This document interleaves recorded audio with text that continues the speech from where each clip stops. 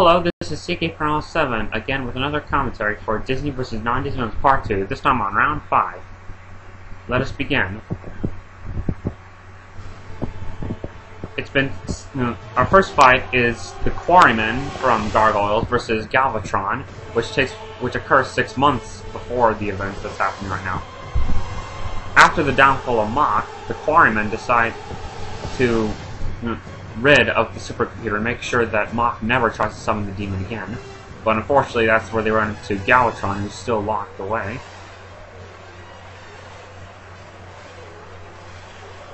And of course, the Quarryman, John Castaway, destroys the computer. At least this one.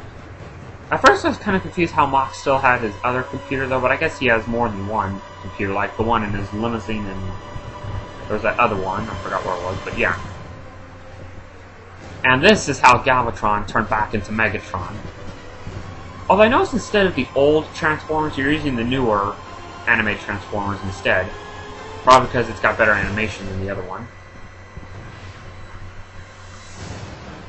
And the Quarrymen just escape. And I'm guessing they might be returning because they appear throughout the Gargoyle series. Maybe. I don't know. Alright, now we go to the present day. Starting with Xanatos versus Vlad Plasmius from Danny Phantom. Now I see Xanatos is finally getting a fight. I mean, it's just like with Ruber and Kent Mansley. They appear in the war, but it takes them forever to get a fight of their own. I guess Xanatos is just one of those villains who just stays back and gives orders until later on he finally gets a fight of his own. Maybe, I don't know. Anyway, yeah. Xanatos fights the ghost, I guess, Vlad, and reveals to him he knows who he really is. Vlad, feeling threatened, goes out to destroy Xanatos, but he's greeted by 3 mysterious-looking gargoyles. Just like with many of these shows, I've only seen some episodes of Danny Phantom, but I do remember Vlad, so yeah, I'm familiar with him.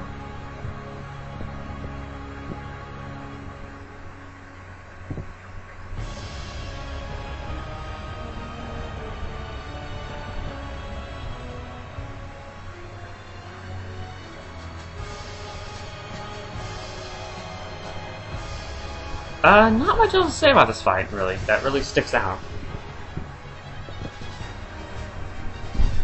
Okay, now I just had a big grin when I saw this. Yep, I figured you guys had to bring back McLeach because he had so much potential in All 4 Villain. And I was surprised that he's hired by Cruella to take out a villain. Of all people, that was surprising.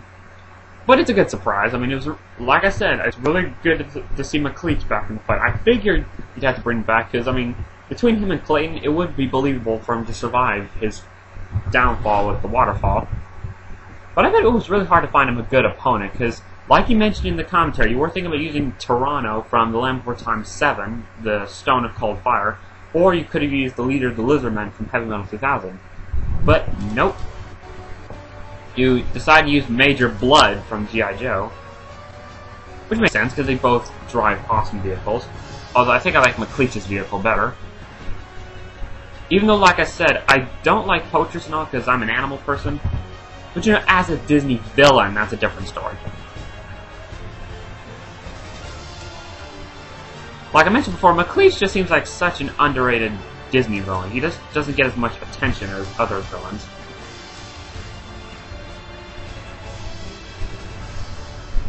And it has to do with the Rescuers Down Under not getting that many good ratings of a movie, I think. I don't know why. I think I liked it better than the first Rescuers movie. So yeah. Alright, now we have Dee and Amy versus Dr. Mindbender. Severius gives Dee and Amy a job to create some genetic monsters for Xanatos, which she refers to as the Cuddle Buddies. Cobra hears about this and thinks it is a threat and sends Dr. Mindbender and his Bio Vipers to deal with her. Like I said, I've only seen some episodes of Kim Possible, so I don't think I've ever seen an episode with Dee and Amy in it. Although I am familiar with her, but I just don't think I've ever seen an episode of her. But seriously, what is with the Cuddle Buddies? I mean, they're just mixtures of weird animals, like that rhino bunny thing. I mean, that was just weird. Or like this mutated Nikimura, which I'm guessing that's Rufus in a mutant form, maybe?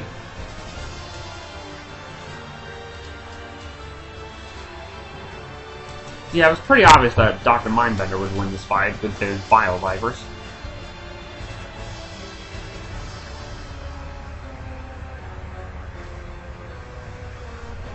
Alright, Coyote versus Technus. Stockman shows Han his project, a cloned Coyote, I guess, and they suggest they should go out and test him to fight a ghost known as Nikolai Technus. I guess I'm kind of like history buff on the whole, what's with the ghosts and their powers and the science and technology and all. But I mean, I guess I'm not as confused, because whatever.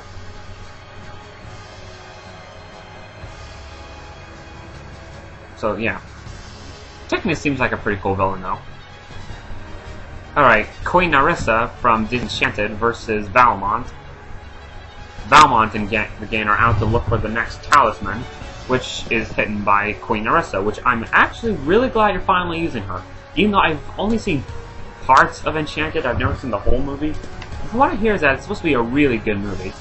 And Queen Narissa just seems like a really underrated Disney villain. And I bet it was really hard to use her because she has a live-action counterpart and all. And that you have to find some kind of dragon form for her.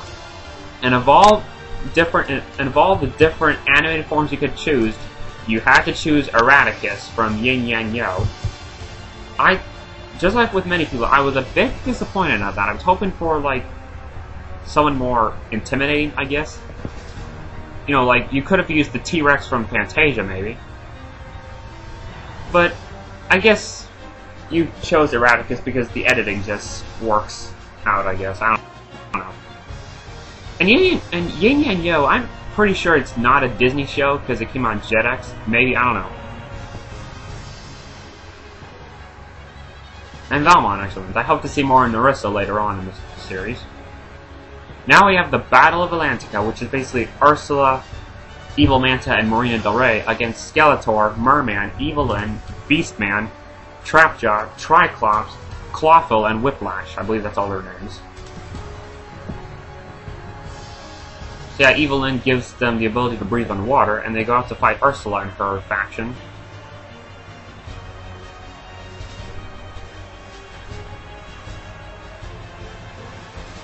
And like I said, I never watched He-Man and the Masters of the Universe, so I don't know much about these villains.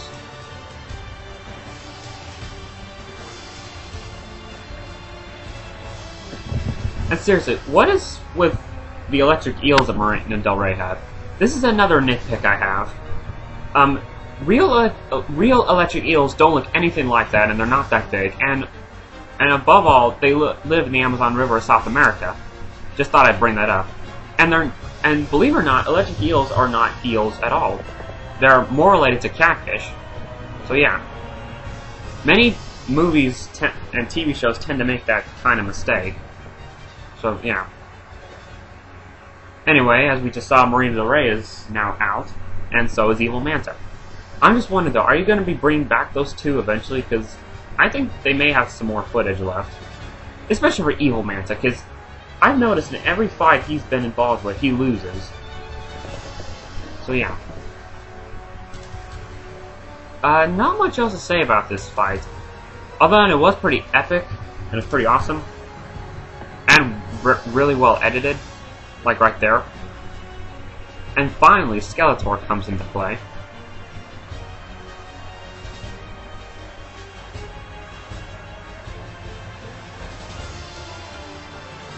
Now this is really well edited right there.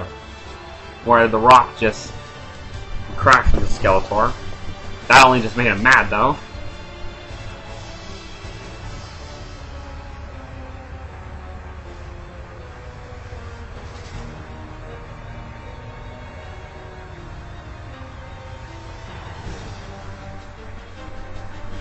And Ursula gets out the Triton to try to deal with Skeletor.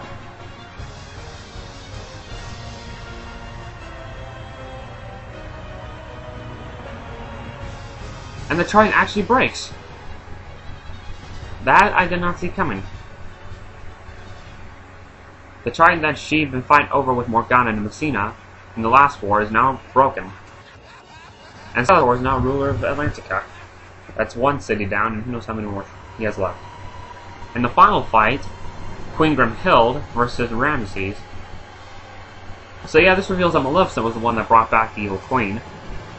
But before that, she can turn her back into her evil queen form, she has to prove herself useful, and to get revenge on Ramesses by taking away the thing that he cares for the most, his son.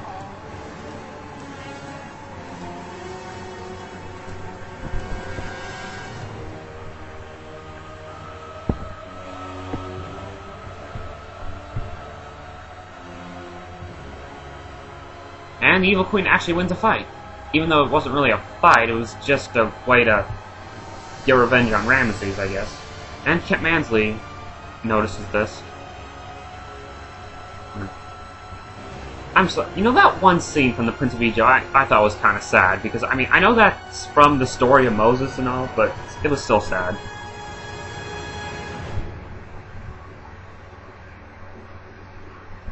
And I'm just guessing that in the series that Kent Mansley and Ramesses have some kind of friendship going on, maybe, because the way that Mansley looked surprised and shocked to find Ramesses' son dead, and he must have felt sorry for Ramesses as well. I guess that's what happened. Anyway, now to the epilogue.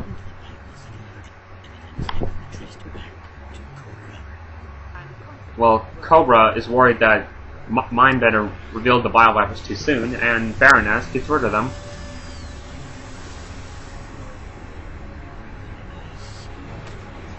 Stockman gets punished again.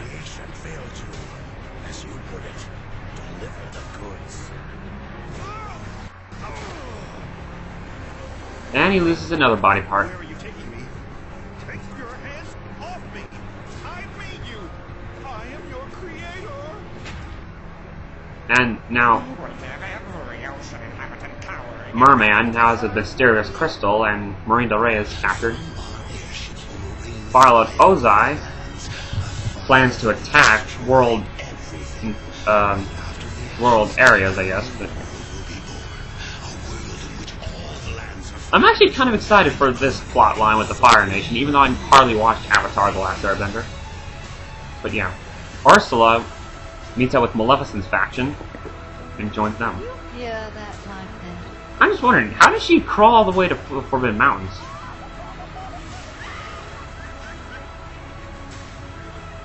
And Queen Nerissa contacts Hordak from Despondos, who is, I guess, another villain from He-Man, the Masters of the Universe.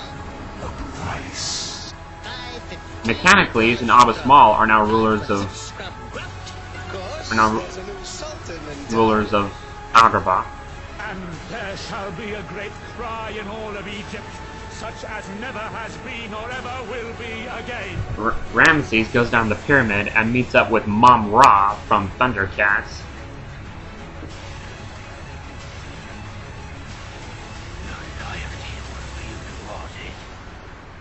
So yeah, this is starting to get really serious now. So this is CK Paranormal 7, and have a nice day.